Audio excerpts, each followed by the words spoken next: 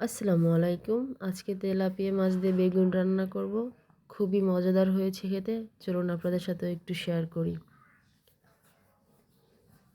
প্রথমেই মাছ কেটে ধুয়ে পরিষ্কার করে নিয়েছি। এখন লবণ আর হলুদ মাখিয়ে নিচ্ছি। মাছগুলো ভেজে নিব। কড়াই গরম করে তেল দিয়ে দিলাম।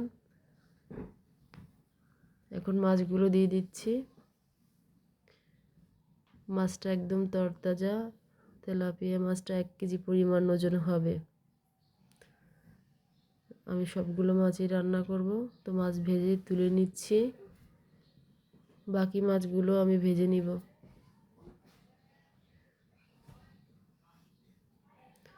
ভাজা হয়ে গেছে, তুলে নিচ্ছি। এখন পেঁয়াজ আর রসুন আগে থেকে ব্লেন্ড করে নিয়েছি, দিয়ে দিলাম কড়াইতে। 4-5টা কাঁচামরিচ দিয়ে দিলাম, স্বাদ মতো লবণ দিয়ে দিলাম, হলুদের গুঁড়ো দিয়ে দিলাম, শুকনো মরিচের গুঁড়ো দিয়ে দিলাম, আর একটু তেল দিয়ে দিলাম।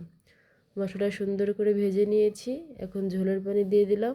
বেগুনগুলো দিয়ে দিচ্ছি। পানিতে বলক চলে আসলে বেগুনগুলো দিলে বেগুনগুলো আর ঠসা দেয় না, সুন্দর করে সিদ্ধ হয়ে যায়।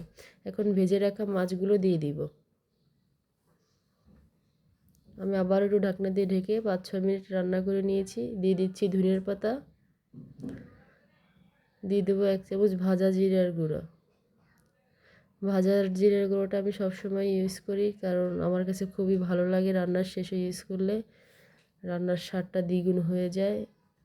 তো আমার রান্না হয়ে গেছে, এখন একটা বাটিতে নামিয়ে নিয়েছি।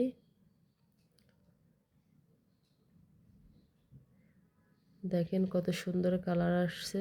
আর এভাবে রান্না করলে খেতে কলম খুবই মজা হয়। তো এখন আমি আপনাদেরকে একটু সার্ভ করে দেখাবো। দেখেন কতটা লোভনীয় হয়েছে। চলুন, গরম গরম ভাত আর তরকারি।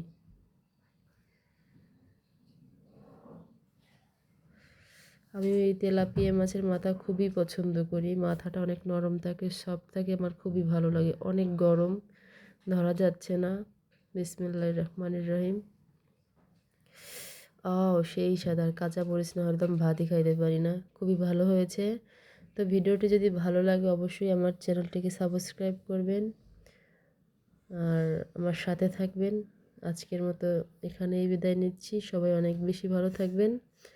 Thank you for watching. আল্লাহ হাফেজ।